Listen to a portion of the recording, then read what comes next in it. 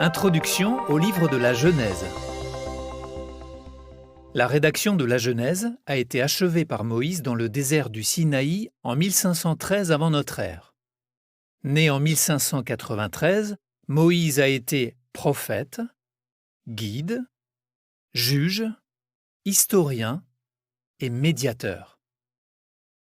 Il a rédigé les 5 premiers livres de la Bible, qu'on appelle le Pentateuque, ainsi que le livre de Job, le psaume 90 et peut-être aussi le psaume 91.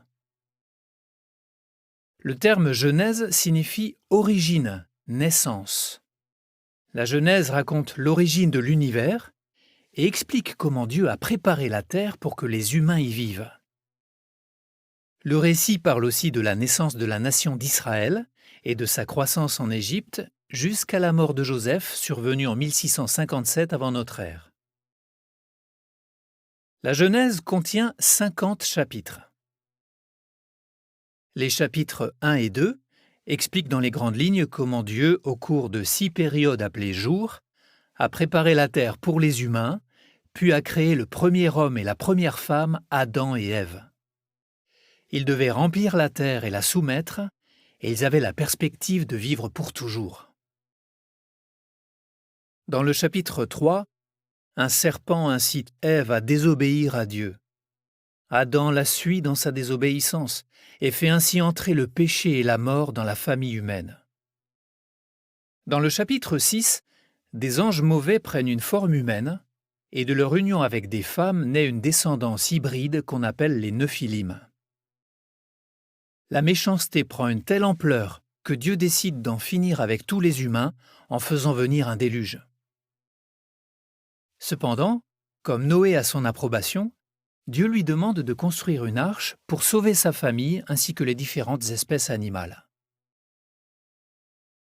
Dans les chapitres 10 et 11, nous apprenons qu'après le déluge, les humains se mettent à construire une ville et une grande tour, s'opposant ainsi au projet de Dieu qui veut que les humains remplissent la terre. Dieu met alors la confusion dans leur langage pour qu'ils se dispersent. Les chapitres 11 à 25 parlent principalement d'Abraham, un homme de foi. Dans le chapitre 12, Jéhovah dit à Abraham, qui s'appelle alors Abram, de se rendre dans le pays où ses descendants deviendront un jour une grande nation. Il lui dit aussi que par son moyen, toutes les familles du sol seront bénies. Dans le chapitre 15, Jéhovah dit à Abram, « Regarde vers le ciel et compte les étoiles si tu le peux. » Puis il ajoute, « Ainsi deviendra ta descendance. » Le saviez-vous ? La Genèse fixe le thème de toute la Bible, à savoir la justification du droit de Jéhovah à gouverner et la réalisation de son projet pour la terre et les humains par le moyen d'une descendance à venir qui dirigera son royaume. La venue de cette descendance et ce qu'elle accomplira a été prédit pour la première fois en Genèse 3, verset 15. Le livre de la Révélation montre comment elle écrasera le serpent originel Satan et fera venir les bénédictions promises sur tous les humains obéissants. Dans le chapitre 19, Dieu détruit Sodome, Gomorrhe et les villes voisines parce qu'elles se livrent à des actes sexuels d'une immoralité répugnante. Dans le chapitre 22, Jéhovah demande à Abraham de sacrifier son fils Isaac. Alors qu'Abraham s'apprête à le faire, Jéhovah l'arrête et il répète les promesses qu'il lui a déjà faites au sujet de sa descendance à venir. Les chapitres 24 à 50 sont consacrés essentiellement à Isaac, à ses fils jumeaux Jacob et Ésaü, et à Joseph, un fils de Jacob. Isaac bénit Jacob qui part ensuite pour Padan-Aram, une région lointaine. Là-bas, Léa, Rachel et leurs 2 servantes donnent à Jacob de nombreux enfants, dont 11 fils. Jacob retourne ensuite en Canaan, où Dieu change son nom en Israël, et où Rachel donne naissance au 12e fils de Jacob. Les chapitres 37 à 41 racontent comment Joseph, à l'âge de 17 ans, est vendu par ses frères, puis devient esclave de Putiphar, un fonctionnaire de la cour de Pharaon. Par la suite, la femme de Putiphar essaie de séduire Joseph, mais sans succès. Elle l'accuse alors de tentative de viol et il est emprisonné. À 30 ans, tandis qu'il est toujours prisonnier, Joseph interprète les rêves de Pharaon grâce à l'Esprit de Dieu. Il est alors libéré et nommé premier ministre de l'Égypte. Dans les chapitres 42 à 47, Joseph retrouve les membres de sa famille qui viennent s'installer en Égypte, où ils seront des résidents étrangers. Le chapitre 49 rapporte la prophétie que Jacob prononce sur son lit de mort au sujet de ses fils. C'est dans la lignée de Juda qu'apparaîtra la descendance promise, c'est-à-dire Shilo, celui à qui tous les peuples devront obéir. Au cours de votre lecture du livre de la Genèse, découvrez quelle est la cause première des souffrances de l'humanité. Notez comment les patriarches ont obtenu l'approbation de Dieu et pourquoi ils ont été bénis.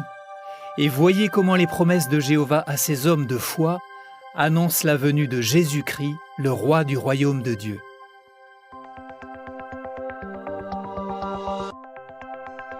Introduction au livre de l'Exode.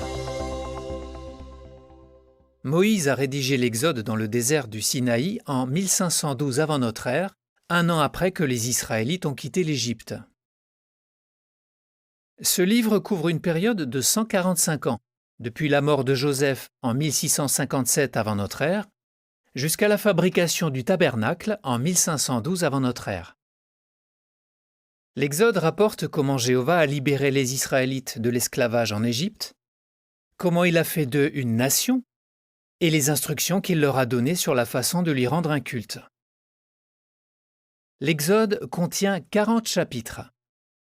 Le chapitre 1 nous apprend que le nombre des Israélites a augmenté de façon extraordinaire, ce qui pousse Pharaon à les soumettre à un dur esclavage.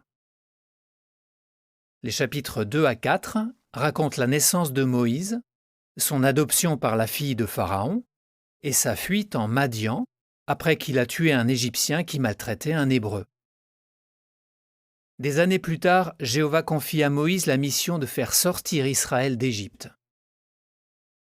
Dans les chapitres 7 à 10, Moïse, accompagné de son porte-parole, son frère Aaron, demande plusieurs fois à Pharaon de laisser partir Israël, mais Pharaon refuse. Alors Jéhovah inflige 10 plaies à l'Égypte. Par exemple, l'eau du Nil est transformée en sang. Des grenouilles couvrent le pays, et les hommes et les animaux sont frappés de furoncles. Dans le chapitre 12, Dieu institue la Pâque. Il fait aussi venir la 10e et dernière plaie, la mort des premiers-nés. Pharaon, qui est humilié par la mort de son propre fils, laisse enfin partir les Israélites. Dans le chapitre 13, Jéhovah utilise une colonne de nuages le jour et une colonne de feu la nuit pour mener son peuple à la liberté. Dans les chapitres 14 et 15, Pharaon a la folie de se lancer à la poursuite des Israélites, mais Jéhovah l'engloutit dans la mer Rouge, lui et toute son armée. Moïse et les Israélites chantent alors à Jéhovah un chant de victoire. Le saviez-vous ? Par l'intermédiaire de Moïse, Jéhovah a dit à Pharaon : « Si je t'ai laissé en vie, c'est pour te montrer ma puissance et pour qu'on proclame mon nom sur toute la terre. » Le nom de Dieu est effectivement devenu très célèbre. 40 ans plus tard, les Cananéens, dont Rahab qui habitait à Jéricho, se rappelaient toujours les événements de la mer Rouge.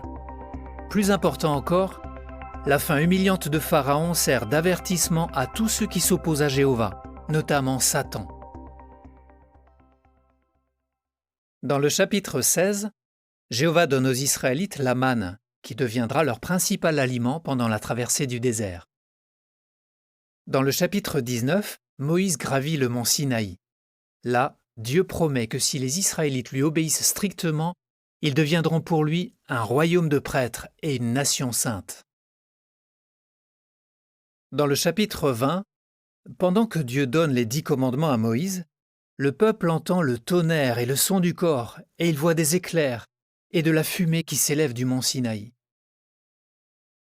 Dans le chapitre 24, Moïse lit le livre de l'Alliance au peuple, qui déclare alors « Tout ce qu'a dit Jéhovah, nous sommes prêts à le faire ». Les chapitres 25 à 40 parlent principalement de la prêtrise, de la fabrication du tabernacle, de l'arche de l'Alliance, du porte-lampe et d'autres objets sacrés. Les chapitres 28 et 29 portent sur les vêtements des prêtres et sur l'installation de la prêtrise. Parmi les vêtements du grand prêtre figurent un éphod et un turban avec une plaque en or. Sur cette plaque sont gravés les mots « La sainteté appartient à Jéhovah ». Dans le chapitre 32, alors que Moïse se trouve sur le mont Sinaï, le peuple fabrique un veau en or et lui rend un culte en dansant et en chantant. Quand Moïse revient, il brûle l'idole et la broie, puis il disperse la poudre sur l'eau et la fait boire aux Israélites. Dans le chapitre 34, Moïse, qui se trouve à nouveau sur le mont Sinaï, entend Jéhovah proclamer son nom et ses qualités. Le chapitre 40 explique qu'une fois le tabernacle terminé, la colonne de nuages se met à le couvrir et la gloire de Dieu le remplit. Au cours de votre lecture du livre de l'Exode, vous verrez que Jéhovah peut humilier les orgueilleux, mais qu'il utilise les humbles pour accomplir sa volonté. Et réfléchissez à la façon dont la délivrance d'Israël renforce votre foi dans la délivrance prochaine qu'apportera le royaume de Dieu. Introduction au livre du Lévitique. Le Lévitique a été rédigé par Moïse en 1512 avant notre ère dans le désert du Sinaï. Le nom Lévitique, qui est plus tard devenu le titre de ce livre, vient d'un mot grec qui signifie « relatif aux Lévites ». Toutefois, ce livre ne s'adressait pas seulement aux Lévites, mais à toute la nation d'Israël. Le Lévitique couvre une période d'environ 1 mois et rapporte des événements qui se sont déroulés juste après la construction du tabernacle. Ce livre attire l'attention sur la sainteté de Jéhovah et sur le fait que son peuple peut être saint s'il obéit aux lois divines. Les chapitres 1 à 7 contiennent les lois concernant les offrandes et les sacrifices à Jéhovah. Les chapitres 8 et 9 parlent de l'installation de la prêtrise, de l'onction d'Aaron comme grand prêtre et des premiers sacrifices qu'Aaron a offerts à Dieu. Dans le chapitre 10, Jéhovah met à mort 2 des fils d'Aaron, les prêtres Nadab et Abihu, parce qu'ils ont offert un feu ou de l'encens non autorisé. Après cela, Jéhovah interdit aux prêtres de boire de l'alcool avant d'entrer dans la tente de la rencontre, le tabernacle. Les chapitres 11 à 15 contiennent des lois qui traitent de la pureté et de l'impureté. Jéhovah dit par exemple aux Israélites quels animaux ils peuvent manger et quels animaux ils ne peuvent pas manger. Le chapitre 16 donne des instructions au sujet du jour de la réconciliation. Les chapitres 17 à 20 contiennent des lois qui permettent d'avoir une sainte conduite. Par exemple, le peuple de Dieu ne doit pas manger de sang, ni se livrer à une quelconque forme d'idolâtrie ou de spiritisme, contrairement à ce que font les nations d'alentour. Les Israélites doivent aussi avoir des égards pour les aveugles, les sourds et les résidents étrangers, et ils doivent respecter les personnes âgées. Le saviez-vous ? Les dispositions mentionnées dans le livre du Lévitique étaient une ombre des bonnes choses à venir, comme l'explique la lettre aux Hébreux. Par exemple, le grand prêtre symbolise Jésus-Christ. Le sang des sacrifices d'animaux préfigure le sang de Jésus. Et le très saint du tabernacle représente le ciel même, où Jésus s'est présenté devant Dieu en notre faveur. Les chapitres 21 et 22 contiennent les règles qui concernent la prêtrise. Par exemple, les prêtres doivent être saints de corps, ils ne doivent avoir aucune tare physique. Dans les chapitres 23 et 24 se trouvent des instructions pour la célébration des fêtes et des jours saints. Jéhovah fournit aussi des directives concernant les lampes dans le tabernacle et les pains de proposition en forme de couronne. Le chapitre 24 souligne également que le nom de Dieu est sacré.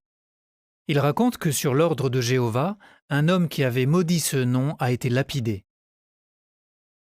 Le chapitre 25 contient des lois concernant l'année sabbatique, l'année du jubilé, la restitution d'un bien et la façon de traiter les pauvres. Ceux qui sont vendus comme esclaves doivent être traités avec bonté, comme des salariés. Le chapitre 26 mentionne les bénédictions qui découlent de l'obéissance à Jéhovah et les punitions qui découlent de la désobéissance. Le chapitre 27, le dernier du livre du Lévitique, contient des lois au sujet des choses qui sont vouées à Jéhovah et des choses qui lui sont vouées par un interdit. Au cours de votre lecture du livre du Lévitique, vous verrez que nous devons nous efforcer d'imiter Jéhovah en étant saints. Vous verrez aussi pourquoi nous devons avoir un profond respect pour son saint nom et pourquoi nous pouvons être sûrs que toute la terre sera imprégnée de la sainteté de Dieu lorsqu'elle sera dirigée par son Fils, le grand prêtre souverain et le roi du royaume de Dieu.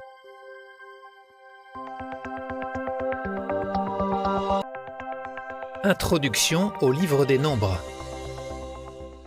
Le livre des Nombres a été rédigé par Moïse. Il en a commencé la rédaction dans le désert du Sinaï et l'a achevé dans les plaines de Moab. Le récit couvre une période de 38 ans et 9 mois, de 1512 à 1473 avant notre ère, année où s'est achevée la rédaction. Ce livre tire son nom des 2 dénombrements du peuple effectués par Moïse, le premier au mont Sinaï et le deuxième plus tard dans les plaines de Moab. Le livre des Nombres met en valeur la capacité de Jéhovah à diriger son peuple. Il souligne la nécessité d'obéir aux représentants officiels de Dieu et il illustre l'importance d'avoir une foi forte. Le livre des Nombres contient 36 chapitres. Dans les chapitres 1 à 4, les Israélites de sexe masculin de 20 ans et plus, à l'exception des Lévites, sont enregistrés pour l'armée. Les Lévites, eux, sont mis à part pour aider les prêtres. Les chapitres 5 à 9 parlent de la fidélité conjugale, de la mise en quarantaine et du naziréat. Dans le chapitre 10, les Israélites quittent le désert du Sinaï par division de 3 tribus. Dans le chapitre 11, le peuple se plaint de la manne, une nourriture miraculeuse fournie par Jéhovah. Dans le chapitre suivant, Myriam et Aaron parlent contre Moïse. Myriam est alors temporairement frappée de la lèpre et elle est mise en quarantaine pendant 7 jours. Dans les chapitres 13 et 14, 12 chefs israélites, un de chaque tribu, sont envoyés en reconnaissance dans le pays de Canaan. À leur retour, 10 de ces espions font un rapport négatif et le peuple veut alors retourner en Égypte. À cause de leur grave manque de foi, les Israélites devront errer dans le désert pendant 40 ans jusqu'à ce que cette génération ait disparu. Le saviez-vous ? Josué et Caleb sont les seuls espions qui ont eu foi en Jéhovah. Ce sont donc les seuls espions à être entrés en terre promise. Caleb a hérité de la campagne et des villages à proximité d'Hébron. Quant à l'héritage de Josué, il se trouvait dans la région montagneuse d'Éphraïm, où il est mort à l'âge de 110 ans. Les chapitres 15 à 17 parlent des différentes offrandes pour les péchés et racontent la rébellion et l'exécution de Coré, de Dathan, d'Abiram et de leurs partisans. Dans le chapitre 21, le peuple se plaint à nouveau de la manne et la qualifie de pain méprisable. Dans les chapitres 22 à 24, le roi moabite Balak fait appel à Balaam, un non-israélite avide, pour maudire Israël.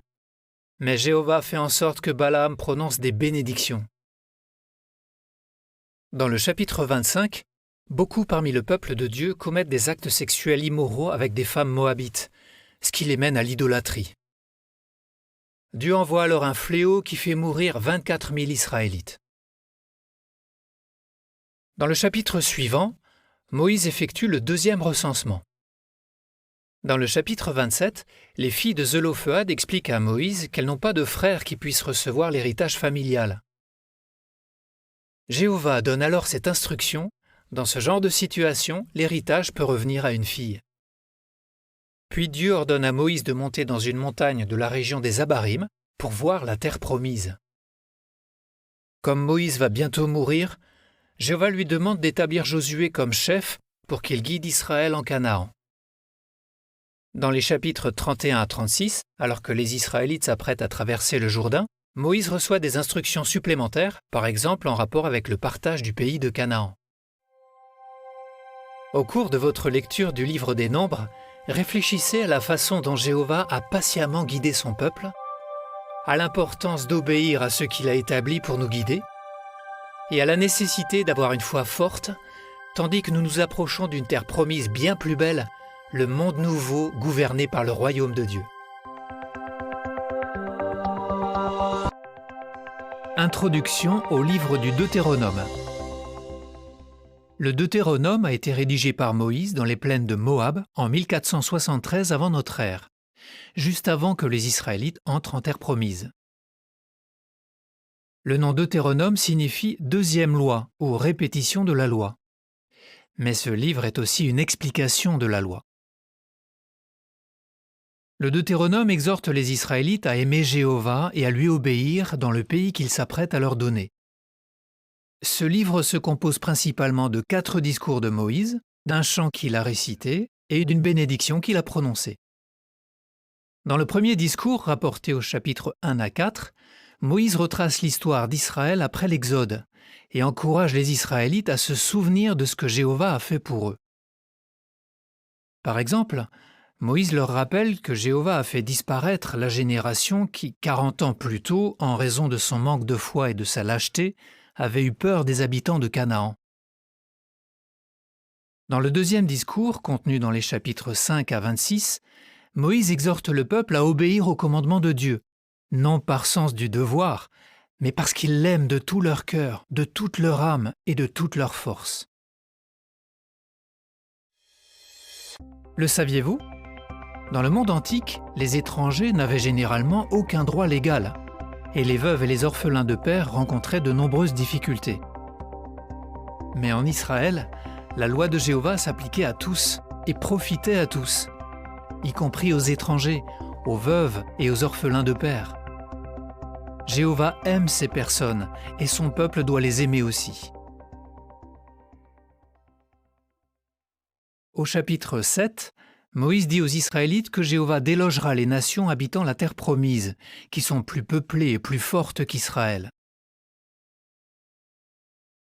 Au chapitre 8, Moïse décrit l'héritage d'Israël comme un bon pays de cours d'eau, de blé, d'orge, de vignes, de figuiers, de grenadiers, d'huile d'olive et de miel. Mais c'est aussi un pays où règne le faux culte. C'est pourquoi au chapitre 12, les Israélites reçoivent l'ordre de démolir les autels des faux dieux, de briser les colonnes sacrées, de brûler les poteaux sacrés et d'abattre les idoles sculptées. Au chapitre 16, Moïse redit au peuple de Dieu qu'il doit célébrer la Pâque, ainsi que les 3 grandes fêtes, la fête des pains sans levain, la fête des semaines et la fête des huttes. Le chapitre 18 contient une prophétie annonçant la venue d'un grand prophète. Moïse dit « Jéhovah ton Dieu suscitera pour toi parmi tes frères un prophète comme moi. Tu devras l'écouter. » Le troisième discours, au chapitre 27 et 28, expose les malédictions qui découlent de la désobéissance et les bénédictions qui découlent de l'obéissance. Quand la nation aura traversé le Jourdain, les malédictions devront être prononcées sur le mont Ébal, où se tiendra la moitié des tribus. Les autres tribus se tiendront sur le mont Garizim et béniront le peuple. Les chapitres 29 et 30 contiennent le 4e discours de Moïse, dans lequel il conclut une alliance avec le peuple et leur dit de choisir la vie en obéissant à Jéhovah. Au chapitre 31, Jéhovah établit Josué comme chef à la place de Moïse. Josué devra être courageux et fort, tandis qu'il guidera les Israélites dans le pays que Dieu leur donne. Le chapitre 32 contient le chant de Moïse, dans lequel il glorifie avec force la fidélité de Dieu, qui contraste avec l'infidélité des Israélites. Le chapitre 33 rapporte la bénédiction que Moïse a prononcée sur les Israélites avant sa mort. Dans le dernier chapitre, Moïse monte au mont Nebo. Là, Jéhovah lui montre le pays promis à Israël. Puis il lui dit « Je te le fais voir de tes propres yeux, mais tu n'y entreras pas. » Ensuite, Moïse meurt, à l'âge de 120 ans, et Jéhovah l'enterre en Moab, dans un endroit inconnu. Au cours de votre lecture du livre du Deutéronome, notez que Jéhovah accorde sa bénédiction à ceux qui l'aiment, mais qu'il la retire à ceux qui lui désobéissent. Et cherchez les principes qui se dégagent de la loi de Dieu et que l'on retrouve dans les enseignements de Jésus, le prophète comme Moïse, qui est aussi le roi du royaume de Dieu.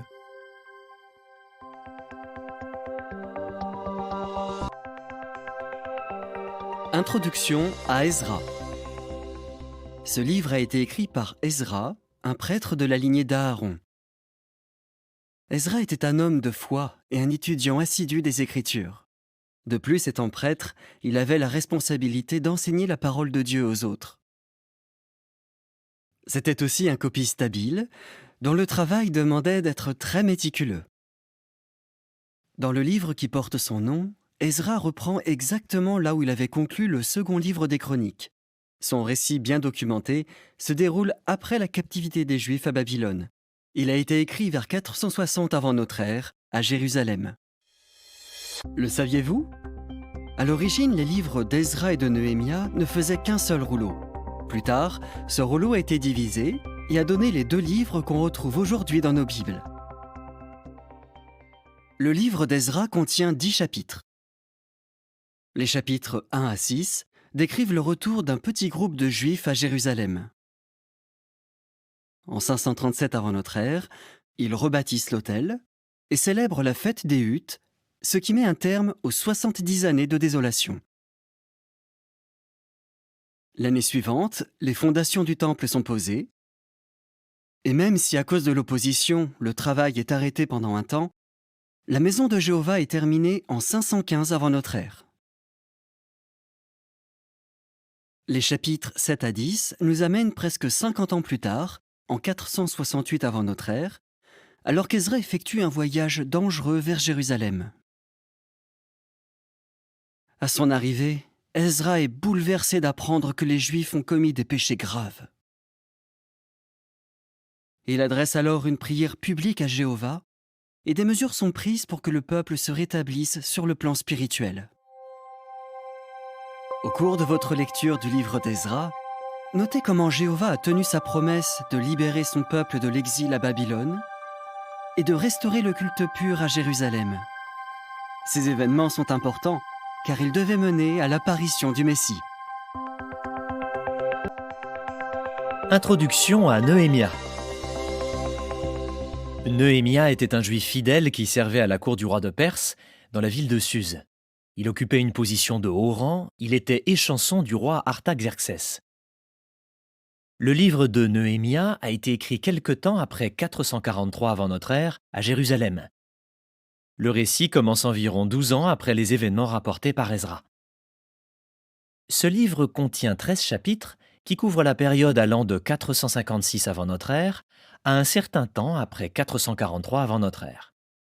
Cependant, les 12 premiers chapitres se concentrent sur ce qui s'est passé la première année. Les événements décrits dans les chapitres 1 et 2 débutent à la fin de l'année 456 avant notre ère. Des hommes de Jérusalem parlent à Néhémie de l'état déplorable de la muraille et des portes de la ville. Néhémie prie Dieu de lui accorder sa direction.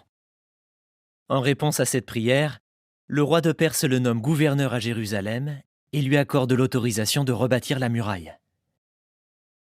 À son arrivée, Néhémie inspecte la muraille. Puis il rassemble le peuple et leur fait part de sa mission en ces termes : « Rebâtissons la muraille de Jérusalem ». L'ordre de rebâtir Jérusalem marque le début des 70 semaines d'année mentionnées dans la prophétie de Daniel. Au bout de 69 semaines d'année, le Messie apparaîtrait. Les chapitres 3 à 6 décrivent la reconstruction de la muraille et des portes de Jérusalem malgré l'opposition d'ennemis du peuple. Le saviez-vous ? Grâce à une importante main-d'œuvre composée d'hommes et de femmes, les murailles de Jérusalem ont été reconstruites en seulement 52 jours. Les chapitres 7 à 12 montrent le rôle capital joué par Nehemia et Ezra pour aider le peuple à pratiquer de nouveau le culte pur. Le peuple se rassemble pour écouter la lecture de la loi et les explications qui sont données. Il célèbre ensuite la fête des huttes pendant 8 jours. Enfin, la muraille de Jérusalem est inaugurée. Nehemia reste gouverneur de Jérusalem pendant 12 ans, avant de reprendre ses fonctions auprès du roi Artaxerxès. Le chapitre 13 rapporte que Nehemia retourne à Jérusalem une deuxième fois, mais là il constate que le peuple n'a pas respecté les promesses qu'il avait faites à Jéhovah.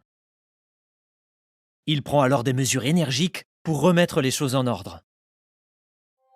Au cours de votre lecture de ce récit passionnant, notez comment Jéhovah utilise un roi perse pour accomplir sa volonté. Observez les bienfaits qui ont résulté du zèle de Nehemia et de sa connaissance de la loi de Dieu. Enfin, voyez le rôle clé que joue la reconstruction de la muraille de Jérusalem dans la prophétie de Daniel qui annonçait la venue du Messie.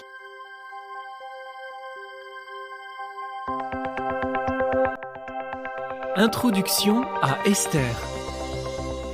Esther est le second des 2 livres de la Bible à porter le nom d'une femme. Esther, une juive, occupe une place importante dans le récit qui a sans doute été rédigé par Mordecai, un cousin plus âgé. Quand Esther s'est retrouvée orpheline, Mordecai est devenu son tuteur. Esther et Mordecai faisaient partie de la cour du roi Assuérus. La cour royale était à Suse. La ville de Suse était située au cœur de l'Empire perse, dont le territoire s'étendait de l'Inde à l'Éthiopie. Le livre d'Esther rapporte des événements qui ont débuté en 493 avant notre ère. Il a été écrit vers 475 avant notre ère et achevé avant la rédaction des livres d'Ezra et de Nehemia. Au jour d'Esther, un petit reste de Juifs était déjà rentré à Jérusalem pour y rebâtir le temple. Mais beaucoup étaient toujours dispersés dans l'Empire perse. Le livre d'Esther contient 10 chapitres. Les chapitres 1 et 2 racontent comment le roi perse fait rechercher une nouvelle reine à travers tout l'Empire. Esther est finalement choisie. Les chapitres 3 à 7 dévoilent comment Aman, un ennemi du peuple de Dieu, est nommé Premier ministre et fomente un complot pour exterminer les Juifs. Aman se sert de l'anneau sigillaire du roi pour sceller un décret ordonnant de tuer tous les Juifs, y compris Mordecai. S'il réussit, le plan de Aman interrompra la lignée menant au Messie. Esther apprend l'existence de ce complot. Elle décide alors de suivre le conseil de Mordecai et d'aller voir le roi. Le saviez-vous ? Celui qui se présentait devant le roi sans avoir été convoqué pouvait être condamné à mort. Il n'y avait que si le roi tendait son sceptre d'or au coupable que celui-ci était épargné. Esther parle courageusement au roi et lui révèle le sinistre complot. En l'apprenant, le roi entre dans une colère si grande qu'il fait exécuter Aman. Les chapitres 8 à 10 relatent comment Mordecai est nommé Premier ministre à la place de Aman. Esther et Mordecai édictent un nouveau décret, scellé de l'anneau sigillaire du roi, qui autorise les Juifs à se défendre en cas d'attaque. Le décret est proclamé dans tout l'Empire. Jéhovah donne aux Juifs une victoire écrasante, préservant ainsi la lignée menant au Messie. Au cours de votre lecture, notez comment Mordecai et Esther ont habilement utilisé le système juridique perse pour protéger les Juifs. Comment Jéhovah est capable de délivrer son peuple de toute situation, et comment la jeune Esther a courageusement risqué sa vie pour protéger le peuple de Dieu et la lignée menant au Messie.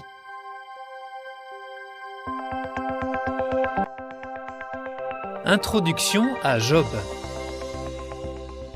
Ce livre est regroupé avec 4 autres livres poétiques et il est l'un des plus anciens de la Bible. Il a été rédigé par Moïse et achevé aux alentours de 1473 avant notre ère, vers la fin des 40 ans d'errance des Israélites dans le désert. Job vivait à Outz. Il était probablement un descendant de Sem, un ancêtre d'Abraham. Même s'il n'était pas israélite, Job était un adorateur de Jéhovah.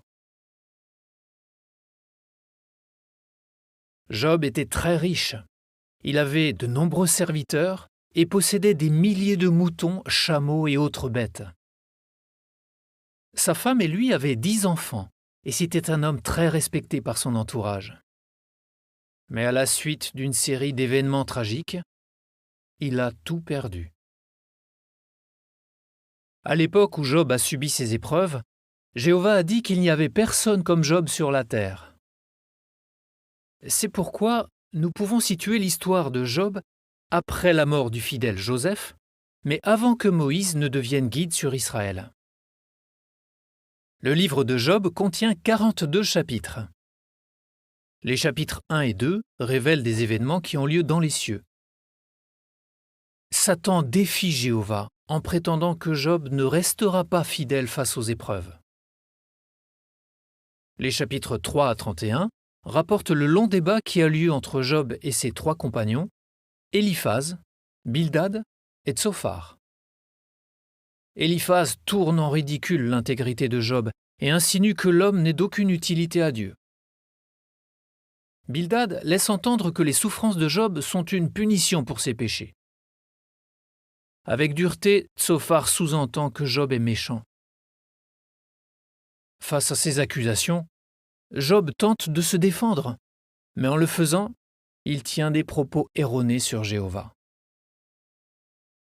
Dans les chapitres 32 à 37, après avoir écouté ce que Job et ses compagnons avaient à dire, Élihu, un jeune homme, donne des conseils pleins de sagesse.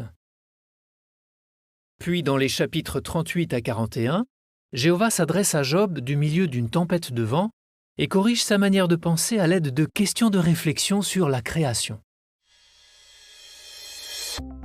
Le saviez-vous ?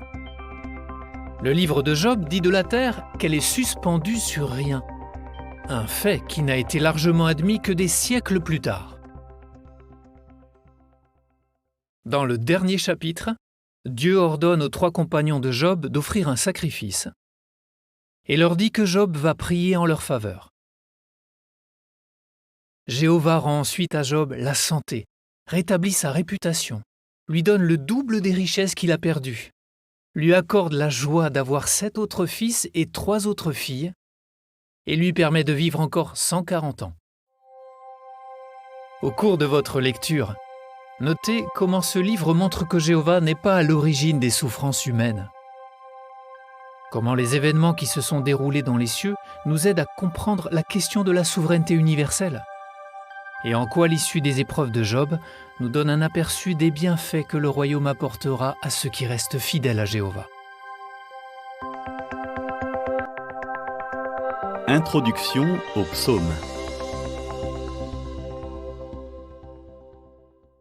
Les psaumes sont un recueil de chants sacrés, un aspect essentiel du vrai culte qui souligne l'importance des louanges à Jéhovah. D'ailleurs, le nom de Dieu, Jéhovah, et une forme abrégée de son nom, Yah, apparaissent environ 800 fois dans ce livre.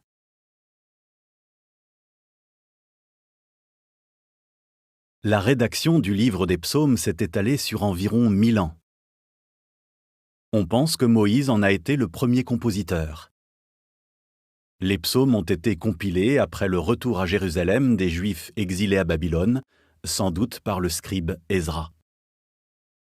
Même si Jéhovah a inspiré des hommes comme Salomon, les fils de Korah, la maisonnée d'Asaph et d'autres personnages pour qu'ils rédigent ces émouvantes expressions de foi, plus de la moitié des psaumes sont attribués à David.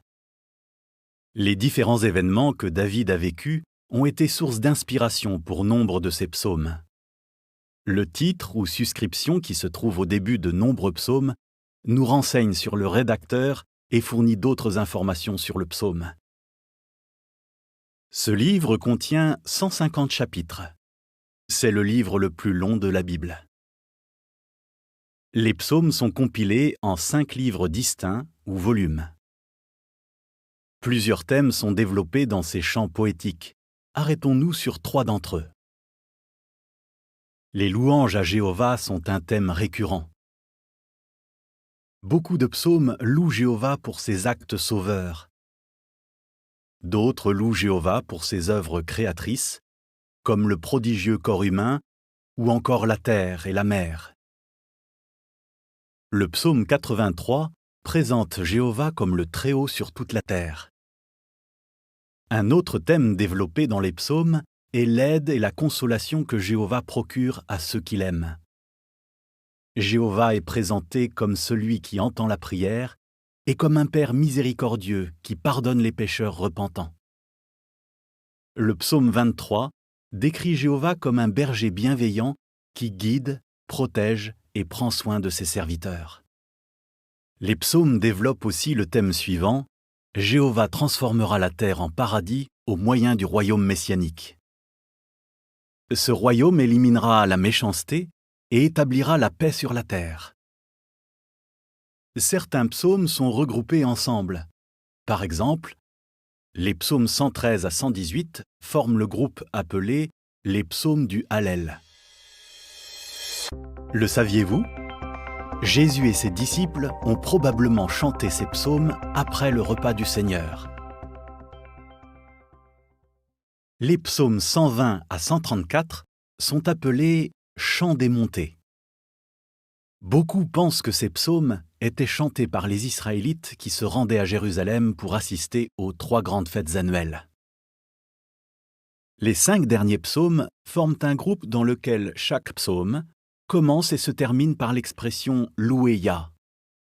Les psaumes contiennent de nombreuses prophéties concernant le Messie, ce qui constitue une caractéristique importante de ce livre.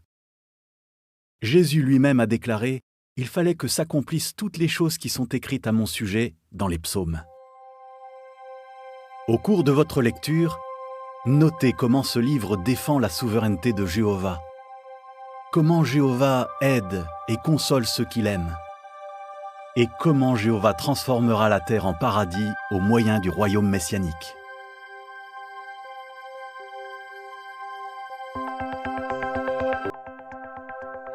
Introduction aux Proverbes. Le roi Salomon a composé la majeure partie des Proverbes.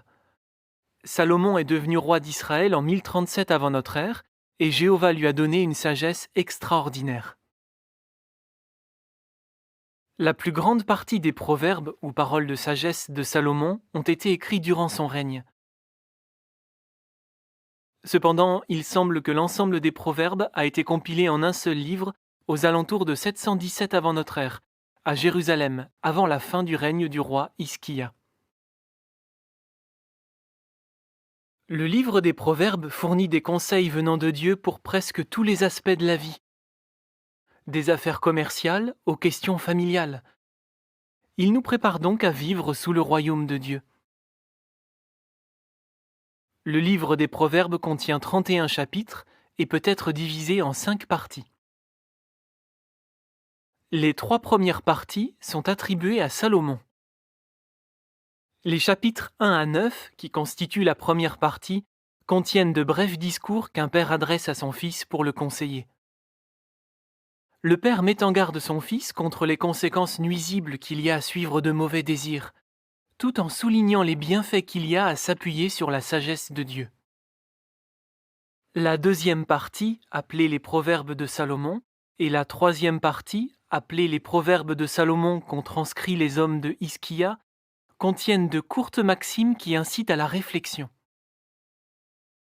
Nombre de ces proverbes opposent des défauts que nous devons rejeter à des qualités que nous devons cultiver. De nombreuses oppositions sont faites, par exemple entre la paresse et la diligence, l'égoïsme et la générosité. Ces brefs parallèles sont instructifs et faciles à suivre. Ces 2 parties contiennent plus de 500 proverbes de Salomon. Le saviez-vous ? La Bible nous dit que le roi Salomon prononçait 3000 proverbes et qu'il a composé 1005 chants. Le chapitre 30, qui constitue la 4e partie, a été écrit par Agour.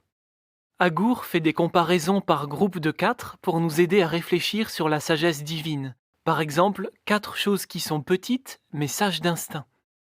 Le dernier chapitre a été composé par Lemuel. Certains pensent que Lemuel est un autre nom de Salomon, Ce chapitre dresse le portrait d'une femme capable. Il souligne ses qualités et les bienfaits que sa famille en retire. Il faut rechercher la sagesse de Dieu comme un trésor caché. Mais contrairement à l'argent ou à l'or, sa valeur est éternelle. Au cours de votre lecture des Proverbes, notez comment ce livre montre l'intérêt de faire confiance à la sagesse de Dieu plutôt qu'à la nôtre, comment il souligne les défauts que nous devons rejeter et les qualités que nous devons cultiver, et comment il nous apprend à vivre sous la domination du royaume de Dieu. Introduction à Ecclésiaste. Le roi Salomon, qui a régné sur Israël depuis Jérusalem, est le rédacteur de ce livre. Ecclésiaste a été achevé plusieurs années après le début du règne de Salomon, mais avant qu'il ne tombe dans l'idolâtrie. Ecclésiaste contient 12 chapitres. Au chapitre 1, Salomon parle de la futilité des activités humaines. Au chapitre 2, il cherche quel est le but de la vie en faisant le point sur tout ce qu'il a accompli. Salomon écrit que rechercher la richesse et la réalisation d'œuvres grandioses revient à poursuivre le vent. Les chapitres 3 à 6 contiennent des observations faites par Salomon qui nous aident à cultiver la sagesse divine. Il montre qu'il y a un temps fixé pour tout. Il encourage le dur travail et il loue les bienfaits de l'amitié. Il qualifie les plaisirs de la table et la joie que l'on retire de son travail de dons de Dieu. Les chapitres 7 à 11 nous amènent à réfléchir sérieusement sur la vie dans ce monde. Salomon fait remarquer que la vie est courte et que l'homme doit utiliser son temps, son énergie et ses ressources de la meilleure manière possible. Il se fera ainsi un beau nom ou une bonne réputation devant Dieu. Le saviez-vous ? Salomon fait allusion au cycle de l'eau des siècles avant que les scientifiques ne comprennent ce processus. Au chapitre 12, il encourage les jeunes à faire de bons choix avant que n'arrivent les difficultés liées au grand âge. Puis il résume toutes ses réflexions par ces mots : « Crains le vrai Dieu et garde ses commandements, car c'est là toute l'obligation de l'homme. » Tandis que vous méditez sur le livre de l'Ecclésiaste, notez quels objectifs sont futiles et lesquels en valent la peine. Comment la sagesse divine nous aide à profiter du don de la vie. Et comment, en cultivant une relation étroite avec Dieu, il est possible de mener une vie pleine de sens sous la domination du royaume de Dieu.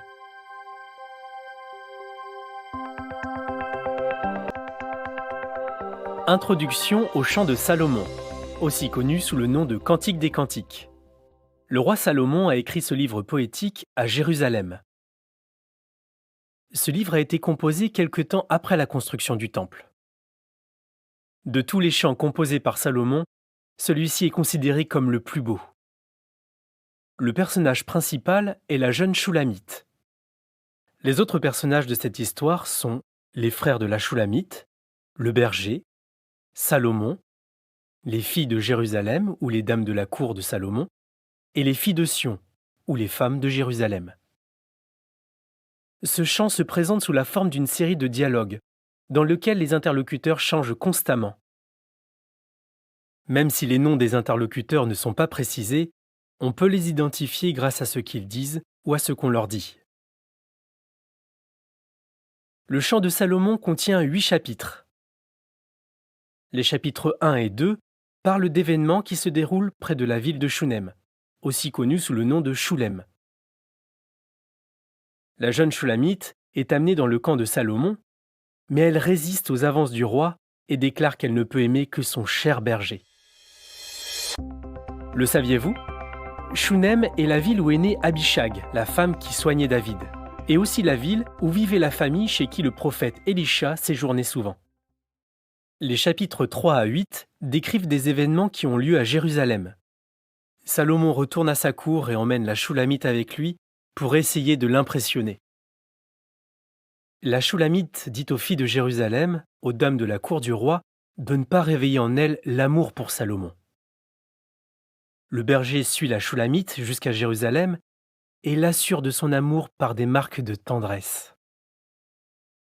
Pour apprécier ces expressions poétiques de tendresse, qui peuvent paraître originales aujourd'hui, il faut se rappeler que l'histoire se déroule dans le Moyen-Orient de l'Antiquité. Le berger compare les yeux de la Shulamite à ceux d'une colombe, ses cheveux à un troupeau de chèvres et ses joues à une tranche de grenade. Salomon s'approche à nouveau d'elle avec des paroles flatteuses, mais elle continue de repousser ses avances. Au chapitre 8, la jeune Shulamite rentre chez elle. Elle retrouve son cher berger à qui elle a prouvé son attachement exclusif. Leur amour indéfectible est décrit comme la flamme de Yah, car Jéhovah est l'auteur du vrai amour. Au cours de votre lecture du chant de Salomon, notez comment la jeune Shulamite est restée chaste, comment elle est restée fidèle au berger, et comment Jéhovah est la source du vrai amour, le fondement de sa souveraineté.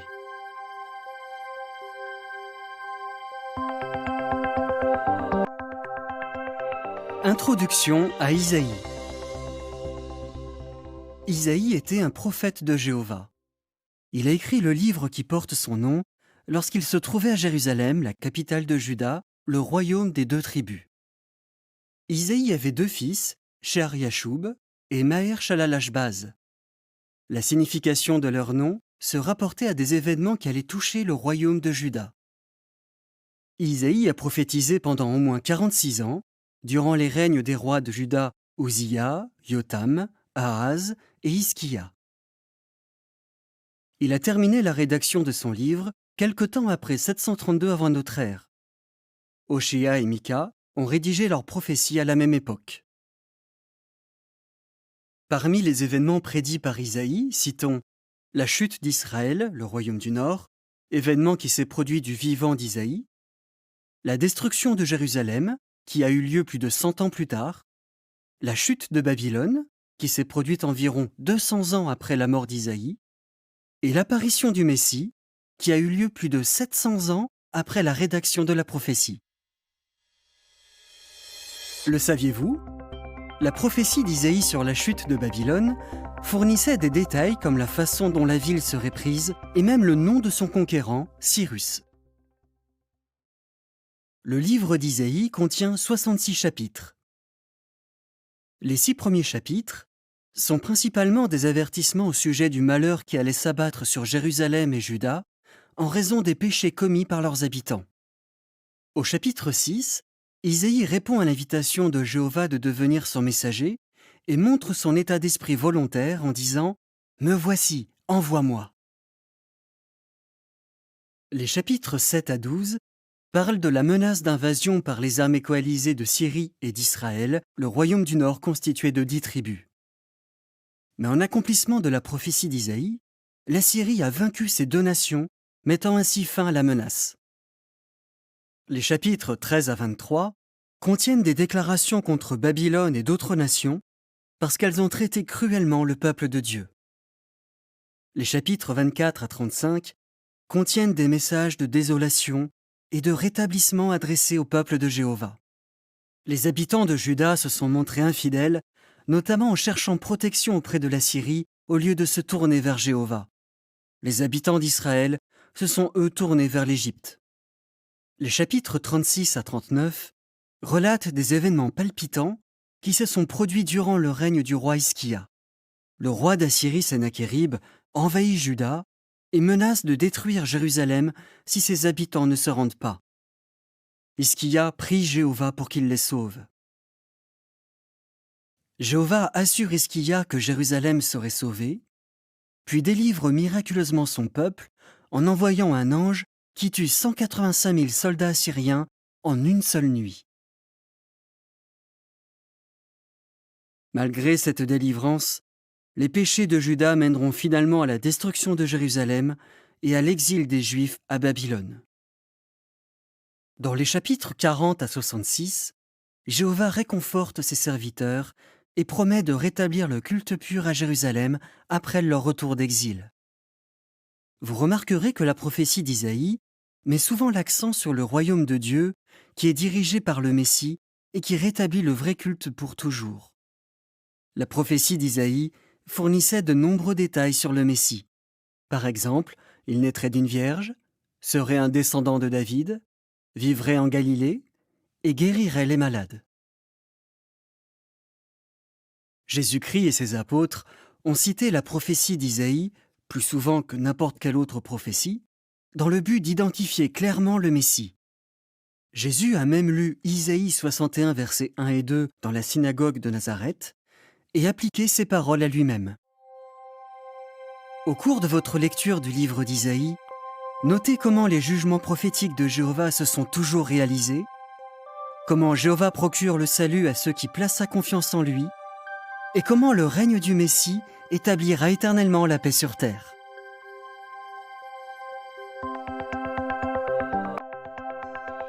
Introduction à Jérémie. Jéhovah s'est servi du prophète Jérémie pour écrire l'un des plus gros livres de la Bible. En plus d'être prophétique, ce livre parle de ce que le prophète Jérémie a vécu et de ce qu'il a ressenti. Avant même la naissance de Jérémie, Jéhovah s'est intéressé de près à ce garçon qui naîtrait dans une famille sacerdotale. Jérémie est devenu un investigateur et un historien scrupuleux. Il a écrit le premier et le deuxième livre des rois, ainsi que celui des Lamentations. Il devait avoir près de 25 ans quand Jéhovah l'a nommé prophète, en 647 avant notre ère. Cela a eu lieu moins d'un siècle après la chute d'Israël, le royaume du Nord. À cette époque troublée, des puissances rivales se disputaient le contrôle de la région. Jérémie a été prophète pendant environ 67 ans, jusqu'en 580 avant notre ère. Il a connu les règnes du bon roi Yoshia et des mauvais rois Yoahaz, Joachim, Joachine et Tzidkia. Jérémie était prophète depuis environ 40 ans, quand en 607 avant notre ère, Jérusalem et son temple ont été détruits et qu'un reste de survivants a été emmené captif à Babylone. Plus tard, Jérémie a été emmené en Égypte, où il a continué de servir en tant que prophète de Jéhovah. Le livre de Jérémie a été achevé en 580 avant notre ère, 27 ans après la destruction de Jérusalem. Les prophètes Nahum, Habakkuk, Obadiah et Ézéchiel ont aussi rédigé des livres sous inspiration divine pendant cette période.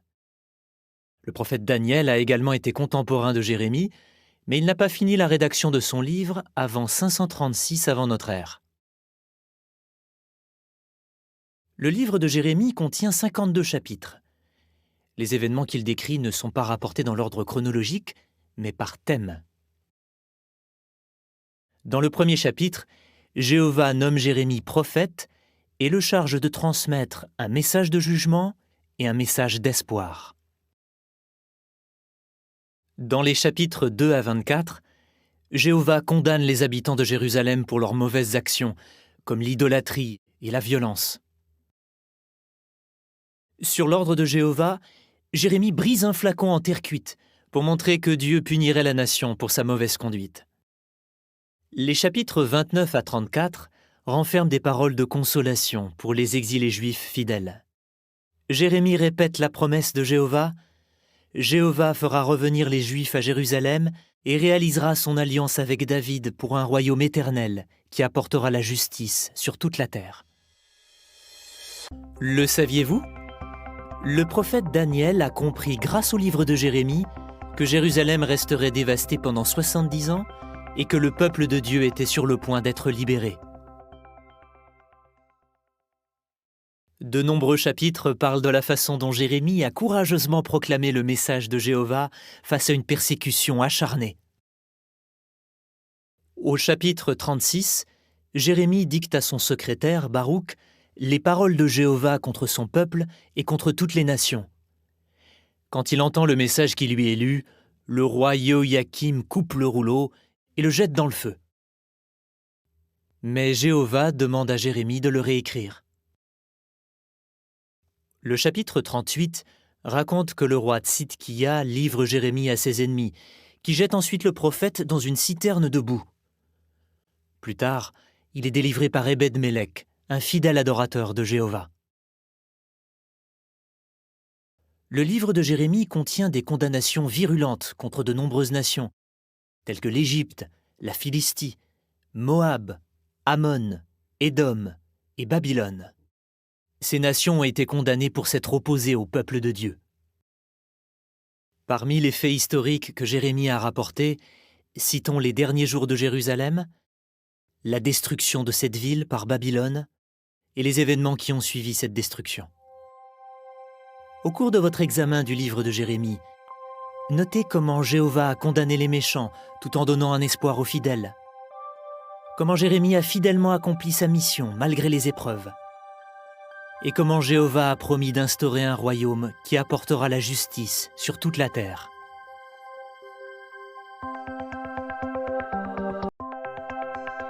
Introduction aux Lamentations. Le prophète Jérémie a composé le livre des Lamentations peu de temps après avoir été témoin du siège et de la destruction de Jérusalem par Babylone en 607 avant notre ère. Jérémie exprime sa profonde tristesse à propos de la catastrophe qui a frappé Jérusalem. Le livre est découpé en 5 chapitres ou poèmes. Au chapitre 1, Jérusalem est comparée à une princesse qui est affligée par ses ennemis et devient une veuve et une esclave abandonnée en raison de ses nombreux péchés. Le chapitre 2 révèle que c'est Jéhovah lui-même qui a provoqué la destruction de Jérusalem. Ceux qui passent près de ces murailles en ruine sont stupéfaits de la voir complètement dévastée. Au chapitre 3, Jérémie compare cette nation désolée à un homme affligé qui implore Jéhovah de se rappeler de sa condition pitoyable d'homme sans foyer. Cependant, Jérémie reste dans l'attente et exprime son espérance que dans son amour fidèle et sa miséricorde, Jéhovah rétablira la nation. Le chapitre 4 attire l'attention sur le temple de Jéhovah. Même s'il a été jadis le centre glorieux du vrai culte, il est à présent dévasté. Jérémie raconte les conditions horribles comme la corruption, la famine et la mort qui régnaient à Jérusalem au cours de son dernier siège. Le saviez-vous ? Les 4 premiers chapitres sont des poèmes acrostiches. Dans chacun de ces chapitres, chaque verset ou groupe de versets commence par une lettre différente de l'alphabet hébreu. Le chapitre 5 est écrit du point de vue des anciens habitants de Jérusalem, qui ont perdu leur maison et leur liberté. Jérémie les compare à des orphelins sans père qui implorent humblement Jéhovah pour obtenir sa miséricorde et être sauvés. Au cours de votre examen des 5 poèmes des Lamentations, notez comment la rébellion entraîne la condamnation divine, comment la repentance conduit à la miséricorde divine, et comment le chagrin fera place à la joie sous le royaume de Dieu.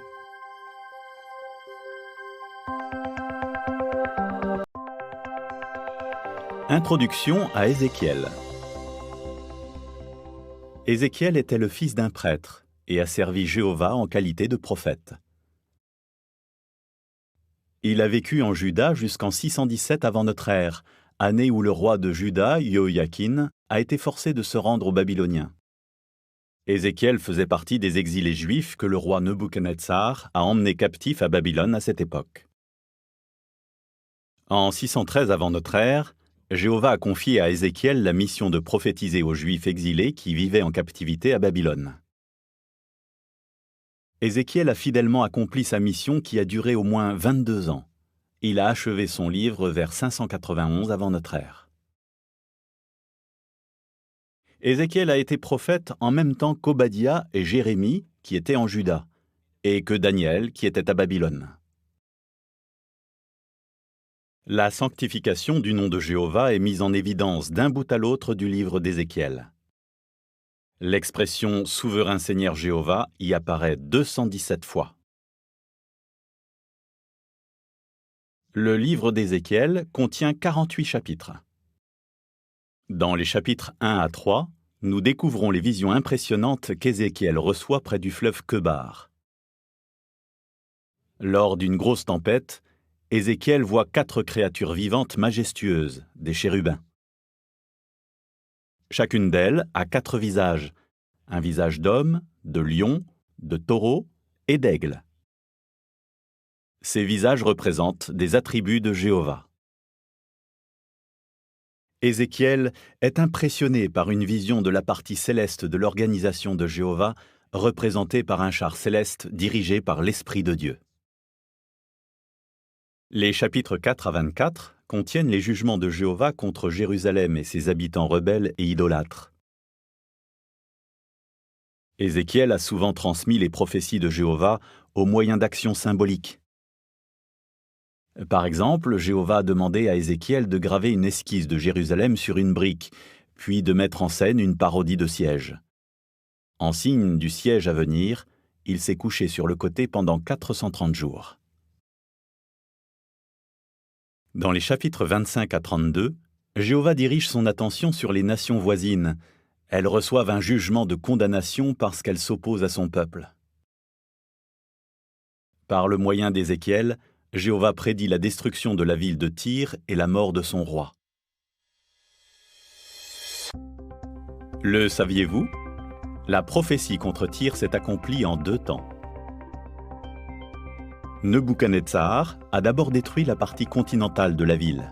Puis, des années après, Alexandre le Grand s'est servi des ruines de cette conquête pour bâtir une digue vers la partie insulaire et achever la destruction de Tyr.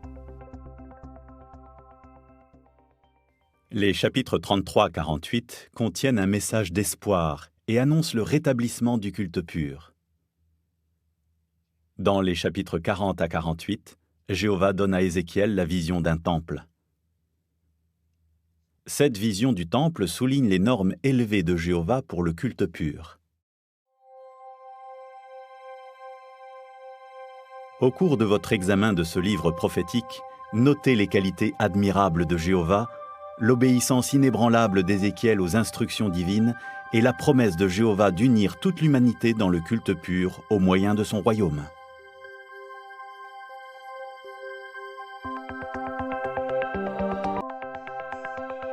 Introduction à Daniel. Daniel a écrit ce livre prophétique à Babylone. Il a été emmené à Babylone, probablement en tant que jeune prince judéen, avec d'autres nobles. Avec le temps, il est devenu haut fonctionnaire pour les Babyloniens et plus tard pour les Mèdes et les Perses. Daniel commence son livre en relatant des événements qui ont débuté en 618 avant notre ère, alors qu'il n'était qu'un jeune homme. Il a achevé son livre vers 536 avant notre ère. Obadiah, Ézéchiel et Jérémie ont été contemporains de Daniel. Ils ont vécu à une époque agitée de l'histoire d'Israël, notamment lors de la destruction de Jérusalem. Daniel a été témoin de la conquête de Babylone par les Mèdes et les Perses et du retour à Jérusalem d'un reste fidèle du peuple de Dieu. Cependant, il n'a pas fait partie de ceux qui sont retournés à Jérusalem, sûrement parce qu'il était âgé. Le livre de Daniel contient 12 chapitres. Les chapitres 1 à 6 rapportent dans un ordre chronologique les événements vécus par Daniel et par ses 3 compagnons. Dans les chapitres 7 à 12, Daniel raconte les visions et les rêves prophétiques qu'il a reçus sous inspiration divine. Les chapitres 1, 3 et 6 relatent comment l'intégrité de Daniel et de ses compagnons hébreux est éprouvée.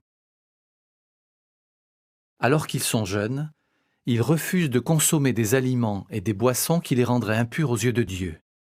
Quelque temps après, les 3 compagnons de Daniel, Shadrach, Meshach et Abednego, affrontent courageusement la mort dans un four de feu, après avoir refusé d'adorer une image représentant l'État babylonien. Des années plus tard, malgré un décret officiel interdisant d'adresser des requêtes à quelqu'un d'autre que Darius, Daniel continue de prier Jéhovah. Résultat, il est jeté dans une fosse aux lions. Dans chacune de ces épreuves, Daniel et ses compagnons restent intègres et Jéhovah les protège. Dans les chapitres 2 et 4, Jéhovah permet à Daniel d'interpréter 2 rêves du roi Nebuchadnezzar. Ces rêves d'origine divine ont une signification prophétique. Le premier rêve concerne une image immense constituée de différents métaux. Cette image représente les puissances mondiales successives qui ont joué un rôle significatif dans l'histoire du peuple de Dieu. À la fin de la prophétie, ces puissances sont détruites et le royaume de Dieu devient le seul gouvernement à diriger l'humanité. Dans son deuxième rêve, Nebuchadnezzar voit un arbre qui atteint le ciel. Il est abattu et sa souche est liée pendant 7 ans. Cela symbolise l'interruption d'une domination. Cependant, on laisse subsister la souche, indiquant que cette domination serait rétablie. Dans le chapitre 5, une main apparaît miraculeusement et écrit sur le mur du palais où le roi babylonien Belchatsar donne un festin. Daniel dit à Belchatsar que l'inscription annonce la conquête de Babylone par les Mèdes et les Perses. Babylone est prise lors de cette même nuit. Le saviez-vous? Une grande partie du livre de Daniel a été rédigée en araméen. L'araméen était couramment parlé dans les temps anciens. Son alphabet possède les mêmes lettres que l'hébreu. Dans les chapitres 7 et 8, Daniel voit en vision une succession de bêtes qui représentent l'ascension et la chute de Babylone, de l'Empire médo-perse, de la Grèce et de Rome. De plus, Jéhovah confie à son Fils un royaume éternel qui remplacera tous les gouvernements humains.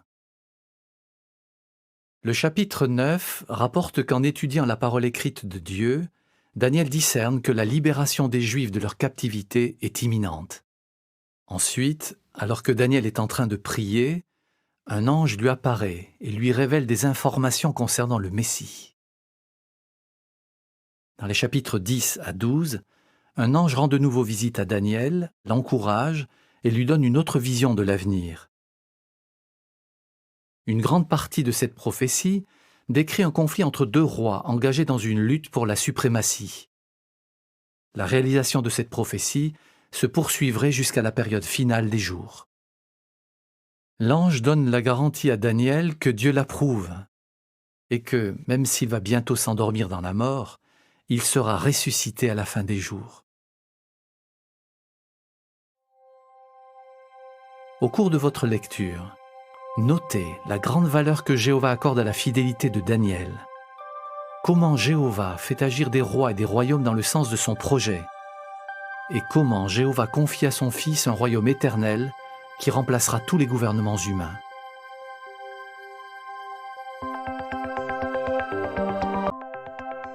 Introduction à Osée. Osée était prophète au sein des 10 tribus d'Israël et a principalement prophétisé contre ce royaume. Il était contemporain de Michée et d'Isaïe, des prophètes au sein de Juda, le royaume du Sud. Osée a commencé à prophétiser vers 804 avant notre ère, durant le règne de Jéroboam II. Il a accompli son service pendant environ 60 ans, jusqu'aux environs de 745 avant notre ère, quand il a achevé le livre portant son nom. Osée a été prophète en plein trouble politique. 4 rois d'Israël ont été assassinés pendant cette période.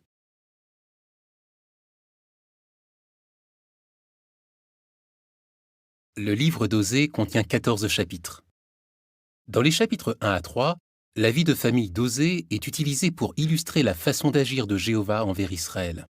Jéhovah demande à Osée de se marier avec une femme qui plus tard commettrait à plusieurs reprises l'adultère. Osée se marie avec Gomer, qui devient infidèle. Le mariage d'Osée et de Gomer représente le mariage que Jéhovah a contracté avec Israël au moyen de l'alliance de la loi mosaïque.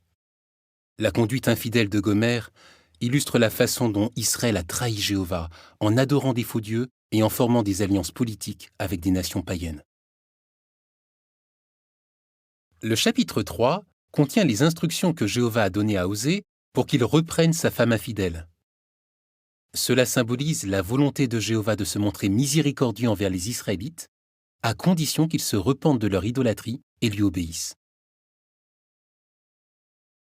Osée prédit qu'Israël rechercherait Jéhovah et David leur roi, une prophétie qui s'accomplirait une fois que Jésus serait roi dans les cieux. Le saviez-vous ? Israël, le royaume du Nord, composé des 10 tribus, était parfois appelé Éphraïm ou Samarie. Éphraïm était la tribu dominante de ce royaume et Samarie, sa capitale. Les chapitres 4 à 13 contiennent les jugements de Dieu contre l'Éphraïm infidèle. Ils se sont réalisés quand l'Assyrie a vaincu la nation et sa capitale, Samarie. Dans le chapitre 14, Jéhovah invite chaleureusement Israël à revenir et assure son peuple de sa miséricorde. Au cours de votre étude du livre d'Osée, notez que Jéhovah exige un culte sans hypocrisie, qu'il est miséricordieux envers les pécheurs repentants et qu'il est fidèle à sa promesse d'établir un roi dans les cieux issu de la lignée de David.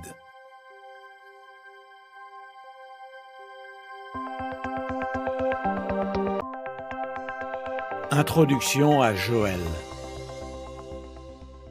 Joël a prophétisé aux 2 tribus du royaume de Juda au cours du 9e siècle avant notre ère. Et il semble qu'il ait rédigé ces prophéties vers 820 avant notre ère, au jour du roi Osias. Joël était contemporain des prophètes Jonas et Amos. Le livre contient 3 chapitres. Il annonce que le jour de Jéhovah est proche. Les chapitres 1 et 2 parlent d'une plaie de criquets qui dévastera le pays, laissant derrière elle la famine. Les criquets ont des dents comme celles d'un lion. Ils courent comme des chevaux, escaladent les murailles comme des soldats et se font entendre comme des chars s'avançant dans la bataille. Même si le faux culte prospère à Jérusalem et dans Juda, Jéhovah ne permettra pas que le peuple continue d'avoir une conduite rebelle. Le seul espoir de Juda est de se repentir et de se tourner vers Jéhovah. Le saviez-vous ? L'apôtre Paul citait Joël quand il a dit « Tout homme qui invoquera le nom de Jéhovah sera sauvé ». Invoquer le nom de Dieu, c'est le connaître, lui faire confiance, lui obéir et le mettre à la première place dans notre vie.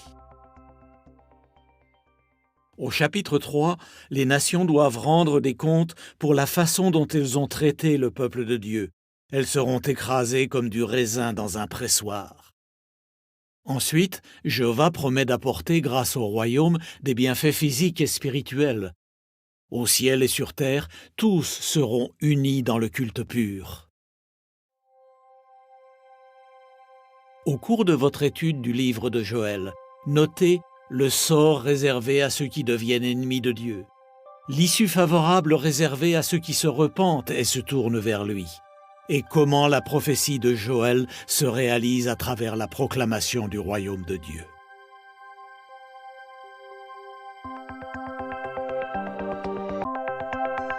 Introduction à Amos. Amos, le prophète qui a écrit le livre du même nom, se décrit comme ayant été un gardien de troupeaux et quelqu'un qui s'occupait des figues de sycomore.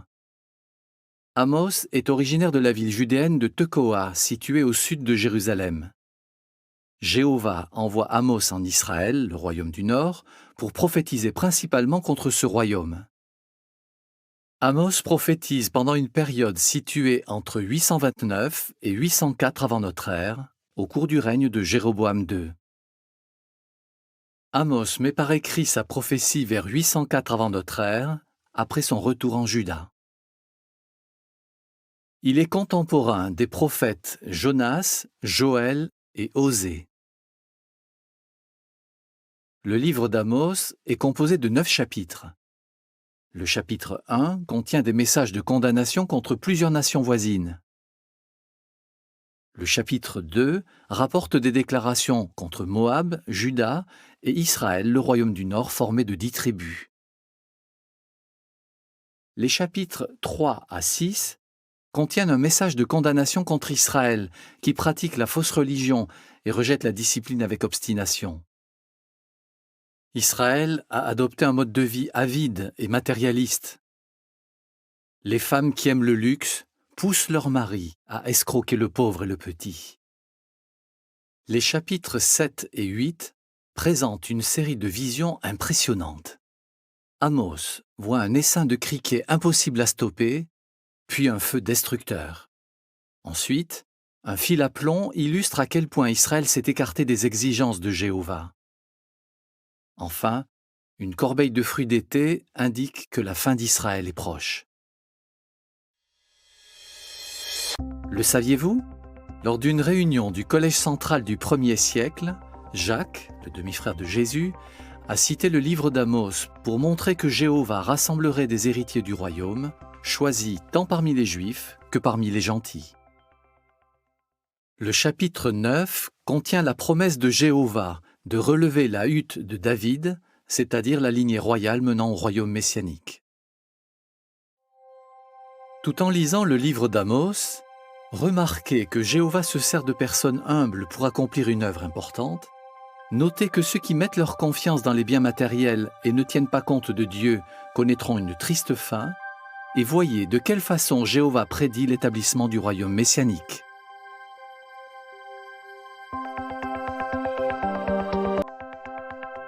Introduction à Abdias.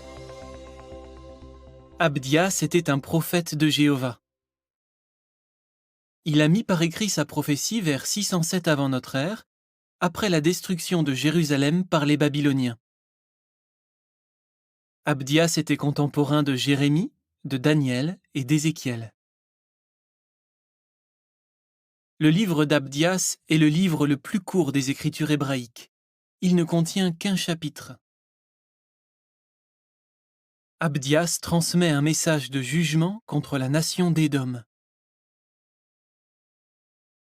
Quand les Babyloniens détruisent Jérusalem, les Édomites se réjouissent des souffrances d'Israël. Les Édomites capturent les Israélites en fuite, les livrent aux Babyloniens et participent au pillage des Juifs conquis. Le saviez-vous? Les Édomites avaient un lien de parenté avec les Israélites. Ils descendaient du frère jumeau de Jacob, Ésaü. Ésaü a été appelé Édom, qui signifie rouge, après avoir vendu son droit de premier-né pour un plat de lentilles rouges. Abdias avait prédit que la nation d'Édom serait pillée par ses anciens alliés. Cette prophétie a commencé à se réaliser quand les Babyloniens ont conquis Édom. Avec le temps, Édom a cessé d'exister. Dans les derniers versets, Jéhovah promet de refaire de son peuple une nation unie et de rétablir le vrai culte à Jérusalem. Le livre se termine avec la déclaration « La royauté appartiendra à Jéhovah », ce qui montre que la royauté de Jéhovah sera justifiée pour toujours. Au cours de votre lecture du livre d'Abdias, notez que Jéhovah est conscient de la persécution que subit son peuple, qu'il donne de l'espoir à ses serviteurs en période de détresse, et que la royauté de Jéhovah sera justifiée pour toujours.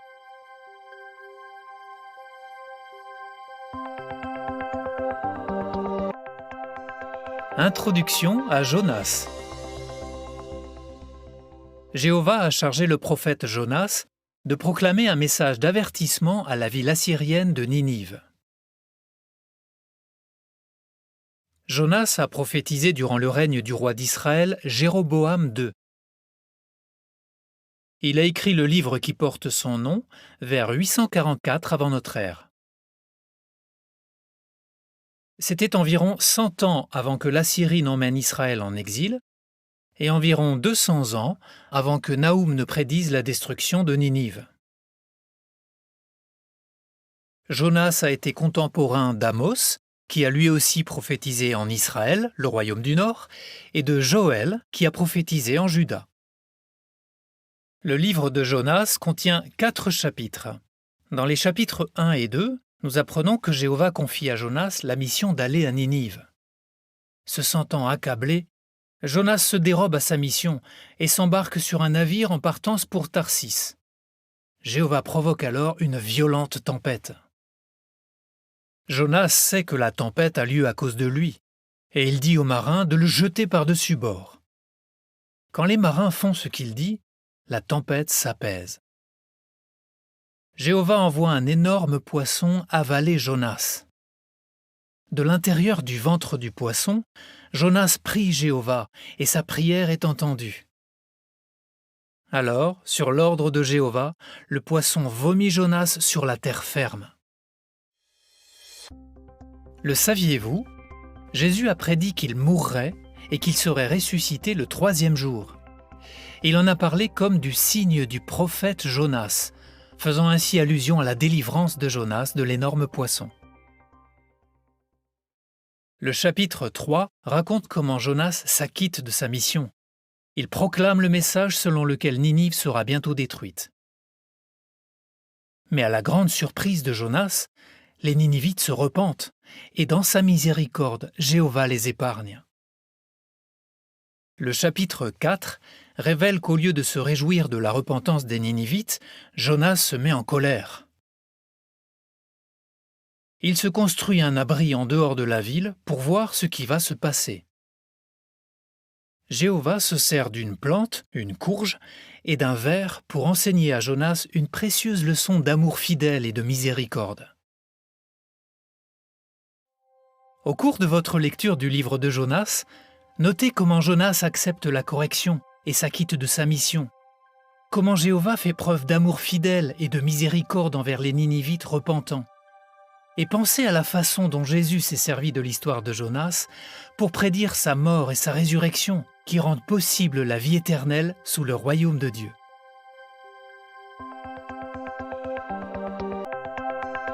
Introduction à Michée. Le prophète Michée était originaire de Moréchet, un village de Juda. Il a prédit qu'Israël et Juda seraient dévastés. Les exemples que Michée a utilisés montrent qu'il connaissait bien la vie rurale. Il a prophétisé pendant environ 60 ans, sous les règnes des rois judéens Jotham, Akaz et Ézéchias. Et il a achevé son livre en Juda quelque temps avant 717 avant notre ère. Osée et Isaïe ont eux aussi consigné leurs prophéties à cette époque. Même si la destruction de Jérusalem prédite par Michée a eu lieu de nombreuses années après sa mort, il a probablement vécu assez longtemps pour voir la destruction de Samarie, la capitale d'Israël. Le livre de Michée contient 7 chapitres. Les chapitres 1 et 2 rapportent la révolte d'Israël et de Juda, les actes d'injustice dont ceux commis contre les femmes et les enfants, l'avertissement de Jéhovah selon lequel Samarie deviendra un tas de ruines, et la promesse de Dieu de faire revenir ses serviteurs à Jérusalem et de les rassembler comme des brebis dans un enclos. Dans les chapitres 3 à 5, Michée dénonce la méchanceté et l'avidité des chefs de la nation, des prophètes et des prêtres. Résultat, Sion sera labourée comme un champ et Jérusalem sera réduite en ruines. Toutefois, Michée prédit aussi que dans la période finale des jours, le vrai culte sera élevé au-dessus de toutes les fausses religions et que des personnes de toutes nations afflueront vers la montagne de la maison de Jéhovah. Le saviez-vous? Jéhovah a inspiré Michée pour qu'il prédise que Bethléem Ephrata serait le lieu de naissance du Messie. Cela s'est réalisé quand Jésus est né dans cette ville. Vous pouvez trouver cette prophétie en Michée 5, verset 2. Les chapitres 6 et 7 décrivent la situation spirituelle déplorable de son peuple. Comme s'il engageait un procès, Jéhovah exige de son peuple qu'il pratique la justice, aime la fidélité et marche modestement avec lui. Mais les marchands ne tiennent pas compte des lois de Dieu et extorquent leurs frères à l'aide de balances fausses et de poids truqués. Michée exprime aussi sa conviction que Jéhovah entendra ses supplications pour la justice et qu'il montrera son amour fidèle à son peuple. Au cours de votre lecture du livre de Michée, notez que Jéhovah ne réclame de nous que ce qui est raisonnable et profitable. Que Michée est convaincu que Jéhovah exécutera son jugement contre les méchants et que le vrai culte sera rétabli à une position élevée grâce au royaume de Dieu.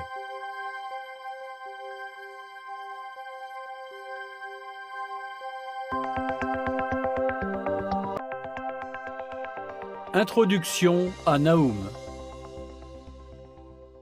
Le prophète Naoum vivait probablement en Juda quand il a écrit le livre qui porte son nom. Le message de Naoum est centré essentiellement sur ce thème, la destruction complète de la ville assyrienne de Ninive. Ninive, réputée pour sa violence et sa brutalité, est qualifiée de ville meurtrière. À un moment donné, en réaction au message de condamnation transmis par le prophète Jonas, les habitants de Ninive se sont repentis de leur méchanceté. Cependant, les Ninivites ont fini par retourner à leurs actes mauvais et environ 2 siècles après la prophétie de Jonas, Jéhovah a envoyé Naoum prophétiser à nouveau contre Ninive. Le livre de Naoum a été achevé quelque temps avant 632 avant notre ère, année où Ninive a été détruite. Naoum était contemporain des prophètes Sophonie et Jérémie. Le livre de Naoum contient 3 chapitres. Au chapitre 1, Naoum proclame le jugement de Jéhovah contre Ninive. La ville et ses innombrables dieux païens, faits de bois, de pierre ou de métal, seront totalement détruits. C'est une bonne nouvelle pour le peuple de Juda. Débarrassés de cet ennemi cruel et dangereux, les habitants de Juda peuvent célébrer leur fête en paix. Le saviez-vous? On peut faire remonter les origines de Ninive au jour de Nemrod, le fondateur du premier empire établi après le déluge. Les chapitres 2 et 3 décrivent en détail la destruction de Ninive. Ninive était une ville fortifiée, dotée de hautes murailles et de fossés. Mais Naoum prédit que les portes des fleuves seront ouvertes et que le palais s'effondrera. Ces paroles se sont réalisées en 632 avant notre ère, quand une inondation a causé d'importants dégâts à la ville. Cela a permis aux armées babyloniennes et mèdes, qui assiégeaient la ville, de s'en emparer et de la détruire. La parole prophétique de Jéhovah transmise par Naoum s'est accomplie dans les moindres détails. Au cours de votre lecture du livre de Naoum, notez que Jéhovah déteste la violence, qu'il accomplit toujours sa parole et qu'il réconforte tous ceux qui recherchent la paix et le salut sous son royaume.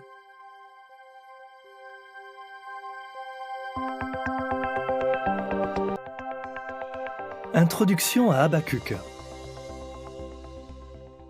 Habacuc était prophète en Juda. Étant donné la notation qui conclut son livre, au chef de chœur avec mes instruments à cordes, certains ont déduit que Habacuc était musicien au temple. Il a écrit le livre portant son nom en 628 avant notre ère, environ 20 ans avant la destruction de Jérusalem. Il était contemporain de Jérémie, lui aussi prophète en Juda. Le livre de Habacuc contient 3 chapitres. Les chapitres 1 et 2 rapportent un dialogue entre Habacuc et Jéhovah. Le prophète exprime son désarroi à propos de la violence, de l'oppression et de l'injustice courante en Juda. Jéhovah déclare qu'il se servira bientôt des Chaldéens pour punir la nation de Juda. Jéhovah assure Habacuc que l'exécution de son jugement ne sera pas en retard et que plus tard, les Chaldéens seront eux aussi punis pour leurs propres actes de cruauté et de méchanceté. Le saviez-vous? Au jour de Habacuc, le temple de Jéhovah était à Jérusalem et la dynastie davidique régnait de manière ininterrompue depuis plus de 4 siècles. Pour les Juifs de l'époque, il était donc impensable que Dieu laisse les Chaldéens détruire la ville sainte. Le chapitre 3 est une prière de Habacuc exprimée sous la forme de chant de deuil. Habacuc se remémore les manifestations passées de la puissance de Jéhovah. Même s'il est affligé par les conditions qui l'entourent, le prophète exprime sa confiance en Jéhovah. Habacuc déclare « Moi, j'exulterai en Jéhovah, je trouverai ma joie dans le Dieu de mon salut.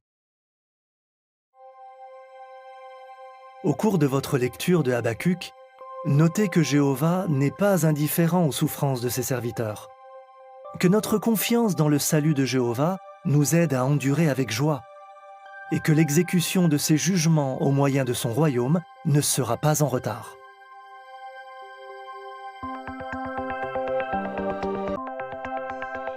Introduction à Sophonie. Sophonie était prophète de Jéhovah en Juda. Il a écrit le livre qui porte son nom. Il a prophétisé au début du règne du fidèle roi Josias. Il a achevé son livre avant 648 avant notre ère, quelques années avant que Naoum et Habacuc n'écrivent leur livre, et plus de 40 ans avant la destruction de Jérusalem en 607 avant notre ère. Le livre de Sophonie contient 3 chapitres. Le chapitre 1 avertit les habitants de Juda que le jour de jugement de Jéhovah approche à grands pas. Le peuple se consacre à l'acquisition de richesses matérielles. Il rend un culte à de faux dieux et prétend que Jéhovah n'interviendra pas dans ses affaires. Au chapitre 2, les habitants de Juda sont encouragés à rechercher Jéhovah. Ils doivent placer leur confiance en Dieu et respecter ses normes justes. Le saviez-vous? Les efforts de Sophonie ont porté du fruit. Le jeune roi Josias a entrepris une campagne contre le faux culte pour débarrasser la nation de l'idolâtrie et rétablir le vrai culte au temple. Le chapitre 2 contient un message de condamnation contre des nations voisines, la Philistie, Ammon, Moab, l'Éthiopie et l'Assyrie. Au chapitre 3, les habitants orgueilleux de Jérusalem continuent de désobéir à Jéhovah malgré son avertissement. Bien que Jéhovah promette de retrancher les orgueilleux, il offre à ceux qui se repentent humblement espoir et joie. Au cours de votre lecture du livre de Sophonie, notez que ce serait une erreur de penser que le jour de Jéhovah ne viendra pas, que ceux qui recherchent Jéhovah seront sauvés, et que Jéhovah rassemble les humbles pour qu'ils deviennent sujets de son royaume.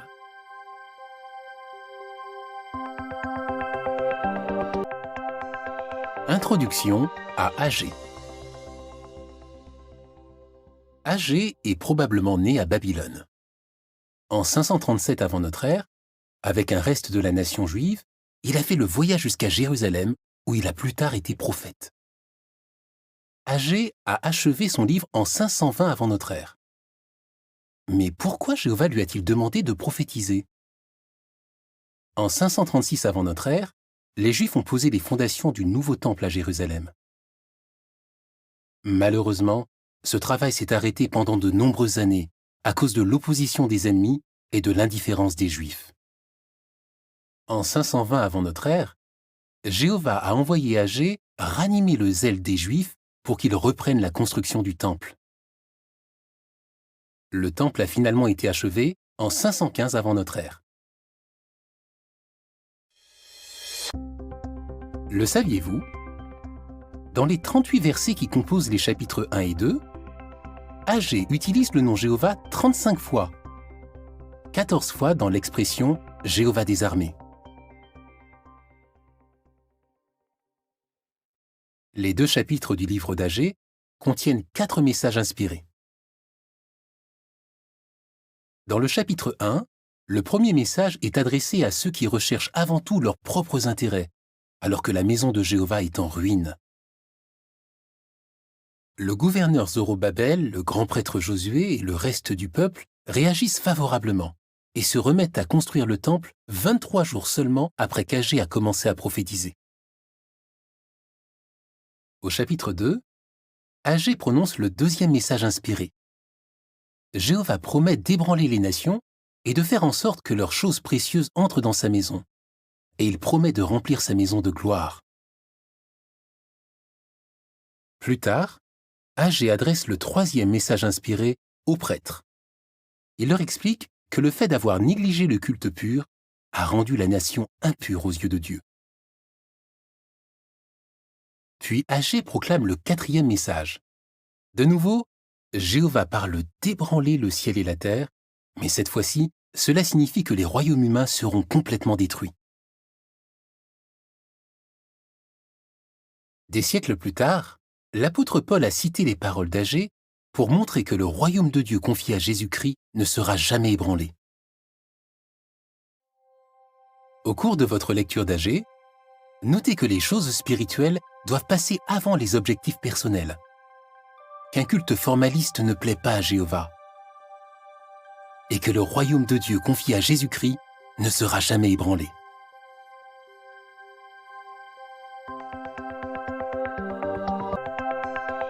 Introduction à Zacharie. Zacharie a commencé à prophétiser à Jérusalem en 520 avant notre ère, soit 17 ans après le retour de l'exil à Babylone. Il a prophétisé pendant au moins 2 ans et a achevé le livre qui porte son nom en 518 avant notre ère. Zacharie a accompli sa mission sur une même période que le prophète Agé. La reconstruction du temple de Jéhovah était à l'arrêt. Un observateur pouvait penser que Jéhovah avait abandonné la ville. Les Juifs qui y vivaient étaient découragés et se préoccupaient surtout de leur confort. Jéhovah a envoyé Zacharie rejoindre le prophète Agé pour encourager les Juifs à reprendre la construction du temple malgré les obstacles. Le saviez-vous ? Il a fallu à peine plus de 7 ans pour que le temple de Salomon soit achevé. Par comparaison, quand Zacharie a écrit son livre, la reconstruction durait depuis environ 20 ans et n'était toujours pas finie. Le livre de Zacharie est composé de 14 chapitres. Les chapitres 1 à 6 contiennent plusieurs visions fascinantes qui donnaient aux Juifs l'assurance que Dieu soutiendrait le travail de reconstruction du temple et que le culte pur serait rétabli. Dans l'une de ces visions, une femme appelée Méchanceté est mise dans un récipient et emportée par 2 femmes ayant des ailes. La leçon ? La méchanceté n'a pas sa place au sein du peuple de Jéhovah. Les chapitres 7 et 8 exhortent les serviteurs de Dieu à ne plus se comporter injustement avec le pauvre et à se traiter les uns les autres avec amour fidèle et miséricorde. Le chapitre 10 prédit que Jéhovah accordera de nouveau sa faveur à son peuple repentant. Zacharie a aussi mis par écrit plusieurs prophéties importantes relatives au Christ. Il a annoncé que le futur roi du royaume de Dieu ferait une entrée triomphale à Jérusalem sur un âne. Zacharie a prédit que le vrai berger de Dieu serait trahi pour 30 pièces d'argent. Il a aussi énoncé des prophéties sur la mort du berger messianique. Le chapitre 14 déclare que Jéhovah forme une immense vallée.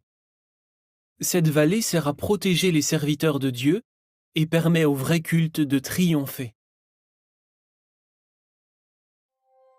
Lors de votre étude du livre de Zacharie, voyez comment Jéhovah fait réussir son œuvre malgré l'opposition. Découvrez la description qu'il fait du futur roi du royaume et notez que ses fidèles sujets resteront en sécurité dans sa vallée protectrice.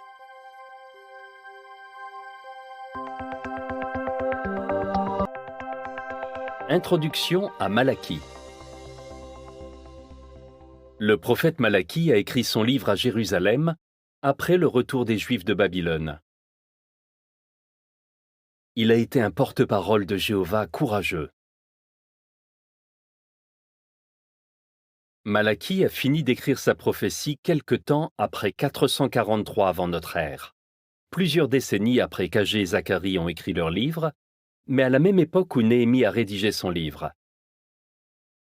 Environ un siècle s'était écoulé depuis le retour à Jérusalem des premiers exilés juifs.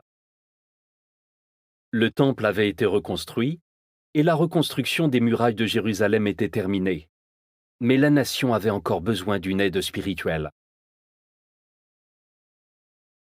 Le livre de Malachie contient 4 chapitres. Dans les chapitres 1 et 2, Jéhovah condamne les prêtres pour leurs pratiques corrompues.